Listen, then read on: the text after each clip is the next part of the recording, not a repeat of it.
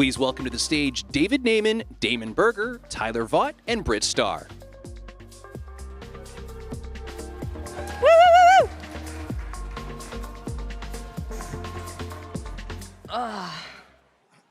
All right. How we feeling out there? End of the day? Yeah? We decided that we see you leaving for drinks, by the way. We can see you.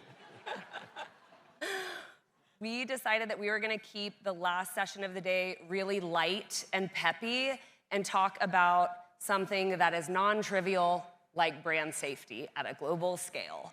So we're here for it. Really excited to be joined by our three panelists today. I'm going to give them a little time to introduce themselves. But I'm pretty excited. When the team put out the schedule, I volunteered myself for this panel. And I think one of the reasons that I was excited to lead this conversation is because brand safety is kind of first and last on everybody's mind right now. How do we build for it? How do we prepare for it? How do we build our brands sustainably for a future that we plan to have and build for? So that's the conversation we're going to have today. I'm going to let our panelists kick it off, and I'll start with you, Tyler. Sure. Hi.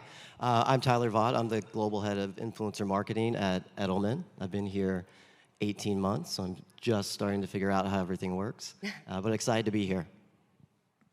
I'm Damon Berger. I head up our digital consumer engagement at Gap Inc., which is really part of a new organization that's a centralized shared services org that essentially has all 4 brands in it, and we lead our media activation and consumer activation.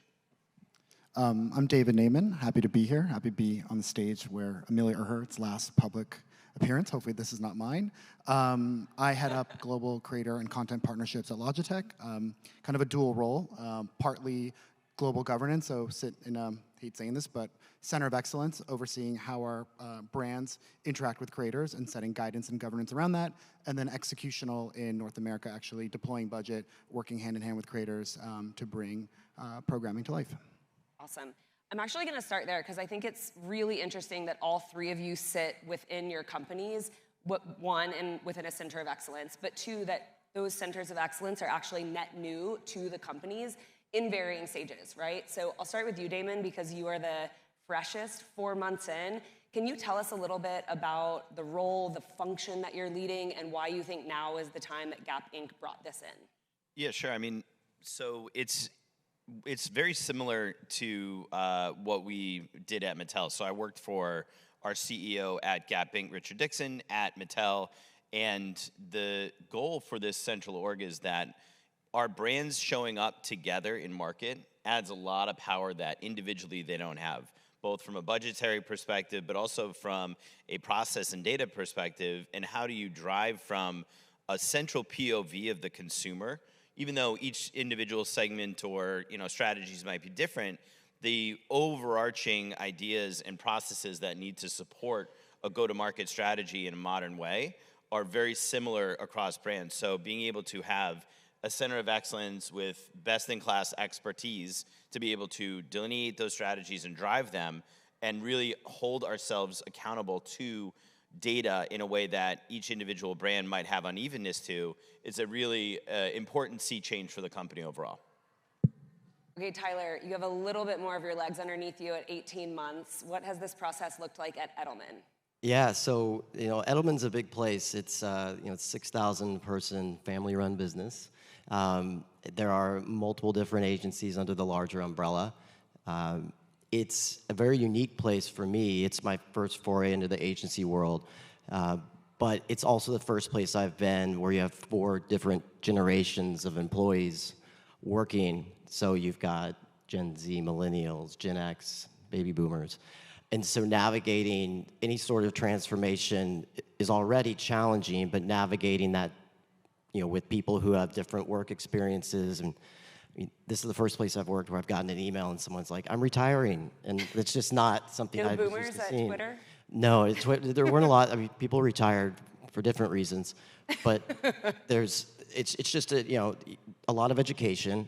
You need to have really clear direction, consistency and persistency. My role is really tasked with giving us a consistent go-to-market that aligns with what our clients need, but then implementing a process that's consistent as well. I like to say that, I want working with our teams to feel like you're getting a cup of Starbucks. It doesn't matter if you get it in San Francisco or Paris or India. It should taste the same. And that's a lot of work when there's a lot of different people with a lot of different work experiences and knowledge of what we're doing. So it's been a great challenge. And like I said, 18 months in, I'm starting to get to the point where you understand how to solve problems a bit more effectively. And yeah, it's been great. Yeah, on our prep call, I remember you described it as Switzerland. Yeah, kind of sit I really in a do. neutral state. Yeah, you really have to kind of sit in a neutral state because there are lots of different people with lots of different remits and different agencies, and the goal is just right people on the right work. Love it. All right, David, you are the most tenured gentleman on the stage at 3.5 years. Tell us what it looks like. Yeah, so speaking of Switzerland, Logitech is a Swiss company. It's a global company. And so you can imagine there is a lot of different voices, a lot of different perspectives. And, sitting in this seat, you have to sort of take all of that into consideration when defining the brand, when defining a strategy, and understand that, we may see the world one way, obviously here in the US, but it's the same brand in other regions, and how they interact with it is always different. So I think a lot of what he said is really accurate. It's sometimes the boring work, but it's the education. It's figuring out who your partners are internally, so that when we sit in this central organization with the master brand, but we have gaming, we have personal workspaces division, we have our Ultimate Ears Music, we have our B2B. And so those are all under the Logitech umbrella, but they're each their own individual brands as well. And how they work with partners, how they work with creators shows up differently. So for us, it's really understanding what those brands mean and figuring out how to best communicate that. So, it's not the world's longest game of telephone, where you set something here and then all of a sudden something else. Like, it all should show up the same way, like your example of Starbucks. It should taste the same. The brand should show up the same way, but how it does in these individual markets, we have to basically provide the right guardrails, not necessarily the right guidelines, so that they know where they need to go to, but they have the flexibility to be able to adapt for their market. So you talked a little bit about defining kind of who your brand is. I think starting there with safety is actually really interesting. So this idea of safety and suitability as being one and the same, right? There's not safe for work, there's true brand safety, risk mitigation, but then there's also suitability and fit, making sure that you're finding partners that are aligned with your core values, with your brand ethos. Can you walk me through how you kind of define safety at Logitech and how you approach that? Yeah, so there's a lot. I mean, this answer can be incredibly nuanced. So because we only have 17 and a half minutes, I'll just, give you my personal opinion on this. And this is about security. It's about being able to sleep well at night as somebody who is a creator marketer who is out there talking to different partners every single day. And you're combining houses, right? It's a marriage. Somebody said that earlier. It really is a marriage when you bring your brand and a partner into it. So I think about it as brand security, being able to feel good about the processes you have in place, that the people that you work with, they check all the boxes that you need to check in order to have a successful partnership. Everything is important. It's like, find one thing that's important, everything's important. Fit's important, brand safety is important. What safety means to one brand is obviously different to another, but you have to have your own version of what that is, and you have to stay true to it, because there will be times where you're tempted to work with somebody or an opportunity comes up and it seems exciting, but if it's not true to your brand, if it doesn't fall in within what you have deemed and educated and communicated internally is safety, then it's not the right thing to do. So I think about it as security, and we should all think about it as security. I love that. Tyler, I think as an agency, you work with a number of different clients, brands. I know all of you work across multiple brands and products, but how do you guide your clients through that process of who they are, how they communicate that, how they instill the right guardrails, to use David's words? Yeah. I mean, really simply, I think what this means in terms of safety, it's transparency and fit. We kind of like to say that working with creators in today's landscape is kind of like walking a tightrope. So the view is amazing, but the fall is really bad.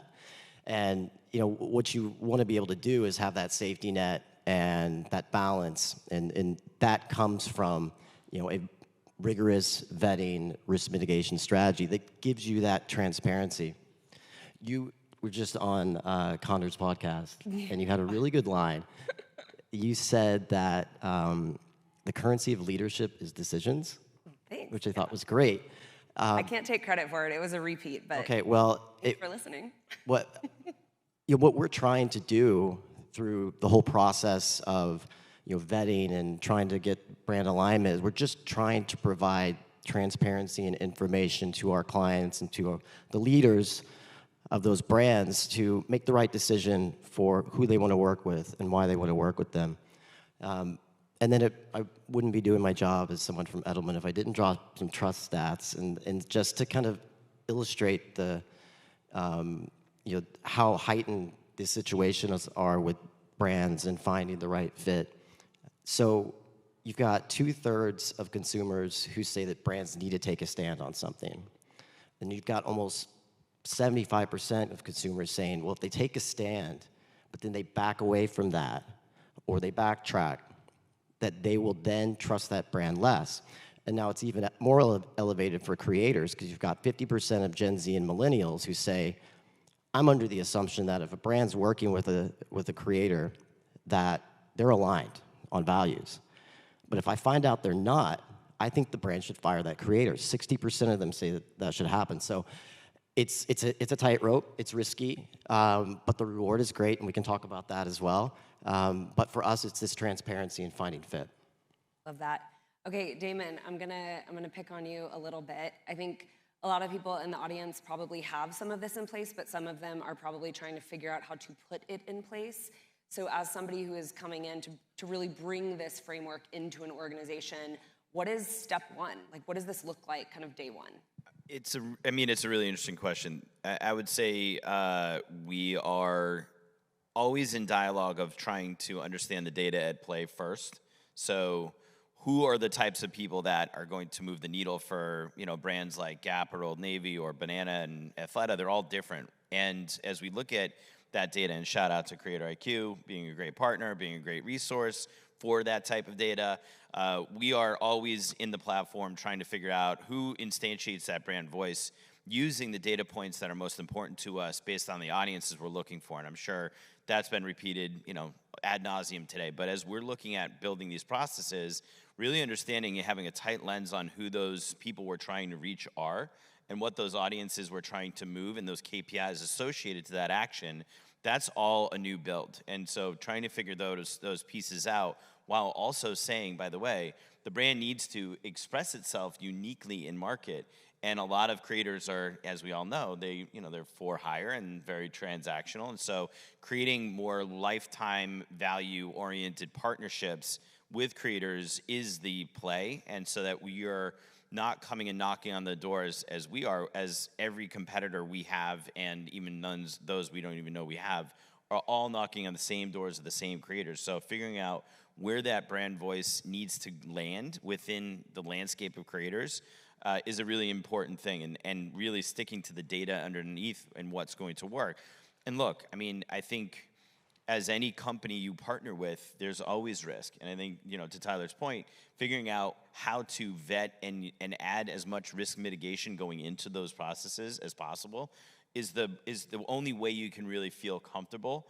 As you get into a less transactional partnership, that's when you get to really know those creators and understand what they want and what their desires are, and being able to marry those with what you're trying to do is really the secret for success. But I think as you're in the kind of more transactional world, that's the same as going out and hiring a publisher to do some activation or hiring a media company. There's always risk along the across the board, but that extra step of vetting in the front of the process is the key to being able to say, did we do everything we can to make it so that we have the most positive outcome possible? Actually, I love this idea of the inverse relationship of the longer term the relationship, maybe the lower the risk gets, right? You get to know each other, you build that trust over time. It reminds me a little bit of something David and I talked about, which is this idea of like always on safety. Like safety doesn't begin and end with a campaign, right? Especially with the way creator content proliferates today, creators are always producing. And so if you partner with a creator, you are partnering with them. They are attached to your brand. I'd love to hear a little bit about how you monitor that and how you kind of, pair what you're considering safe, the guardrails you're putting on for an activation and a campaign, but then how you look at that across your community as a whole? Whew, good question. So I think we all realize this. When you're working with creators, there's an inherent risk, and so there's a lot that we do at the beginning of a campaign when we're doing, the work of finding who the right partner is. There's vetting. You have your sort of brand code of conduct. You have your filters that you run them through, and you hope that at the end of it, then you find somebody that makes sense and you want to move forward with. And in most cases, all that work pays off and everything is great. But what we forget sometimes is that it's not about what a creator might have done previously or during, but after as well. Like, these partnerships live in this world. They don't get deleted anywhere. And especially if these are bigger partnerships that, you really align your brand with a creator brand or celebrity brand. And, if something at some point doesn't go the way that it should, then, you have to have the right pieces in place. Like, that's why, it sometimes feels, like you're planning for a disaster. Like, there's a lot of hurricane, like, you're not like FEMA, but like you're trying to figure out like what do we need to do today so that if something comes up a year and a half, like we're not scrambling. We are understanding like what that looks like, and it's a partnership. It's not just a partnership with the creator. And I definitely urge everyone in here. Like obviously there's agencies, there's platforms, but build a real relationship with your creators. Go direct, because when shit does hit the fan, like you don't want to make decisions without fully understanding what is happening. So build that relationship first and foremost, and then it's about education and finding the right partners internally as well. So as a creator marketer, I can't make decisions on my own. Like I can try, but I don't want to. So empower other people. Bring in corporate comms, bring in legal, bring in social. You'll never know where that flare will come from of like danger. So bring people in, have a process in place, and make sure that like when things do happen, because inevitably they will, that everybody sort of understands what needs to happen. I love that point. The internal education, I think, is something we forget about, and all of you sit in service functions to your organizations, right? Like you have external stakeholders, but you have a lot of internal stakeholders, and so making sure you are serving them and bringing them into the process is something I think, even within our own organization, is something we forget. So I love the focus on that. Also, the other thing, Damon, your comment reminded me of is growth opportunities for creators is the #1 reason they want to partner with brands today, according to the survey that we launched. That's the first year this has been #1. It used to be like quality of product and monetary opportunity out of the gates, and this is growth opportunity. So I think we're seeing that trend from both sides. Like the brands want to partner longer, the creators want to partner longer, more opportunities to grow together. Just to add to that, like I think that's why it's really important to understand what your sort of brand safety is and what you're willing to sort of live with, and be able to communicate that clearly, because the touch points for creators is different. Sometimes it's a paid partnership. Sometimes they're part of your affiliate community. Sometimes you're seeding them. So like there's a lot of different variables out there at any given moment. So that's why it's really important to understand where this is coming from and like what your sort of safety net is and like what you're willing to kind of live with. And yeah, go from there. Yeah, I'll just add, I think the notion of the work up front, the investment and foundationally like being prepared. I mean, we joke about it sometimes, but it's true. Like our vetting rate card is a lot less than our crisis rate card. And you need to be prepared ahead of time. Things are going to happen, but as much as you can mitigate that, the better off you're gonna be. Yeah, and it's at tension a little bit when you're talking about brand safety, because that involves some version of control from the brand. And I think, it's obviously the counter to why you actually partner with a creator, because you want them to be authentic. You want them to do what they do best. And that's where the selection process really comes in and the vetting comes in, and you have to really do your homework in order to feel comfortable. If you're going to go after somebody who has a very specific point of view on something, you're paying for that point of view. You're not paying for that audience necessarily, even though that comes with it, right? You're paying for that creative and and the reach, but it's the creative first. And I think the more you're prescriptive, the less it works. So there is a little bit of an kind of an informed letting go of we've done the work, we've done the data, we understand it, we met the creator, we know what they stand for. Now they're gonna go and do what they got to do, and it's there is an inherent tension because you are letting go of some of that control. And just to put a bow on that, like we know that, but sometimes you're dealing with people in an organization that aren't creator first, that don't necessarily understand that.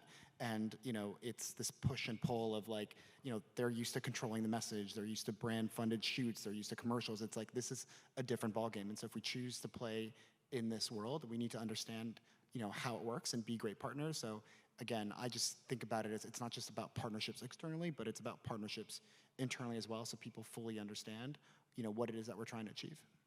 I also like this concept of like choosing to play in the game, because as we all know, this is a game that happens whether you engage with it or not. Like, people are talking about your brand.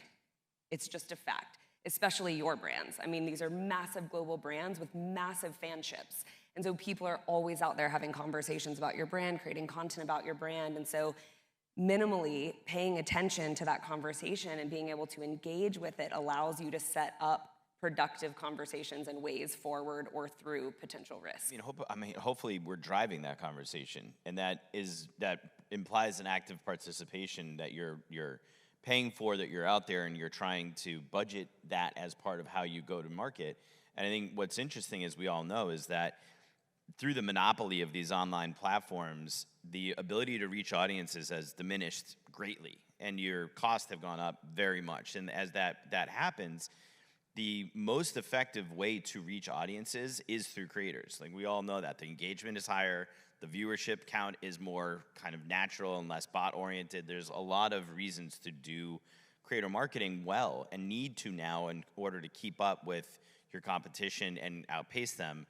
The real kind of trick is, though, where do you find that voice that fits for what you're trying to do in a sea of infinite content and creators? And that's always, again, as we think about our go-to-market strategies and trying to drive that conversation, being very particular, using the data around understanding who these people are actually reaching and what our benefit is in that, kind of go-to-market strategy is really important for us. One thing we talked about is that safety doesn't begin and end with your brand either. You are in partnership with your creators, your creator community. How do you extend or think about safety or protection for your creator community? And David, we talked about this specifically, so I'll start with you. Yeah, it's this idea of you're always on. Things change rapidly. I think, as any brand that is sort of consumer facing and who are working with creators on a day-to-day basis, there's so much that is out of your control.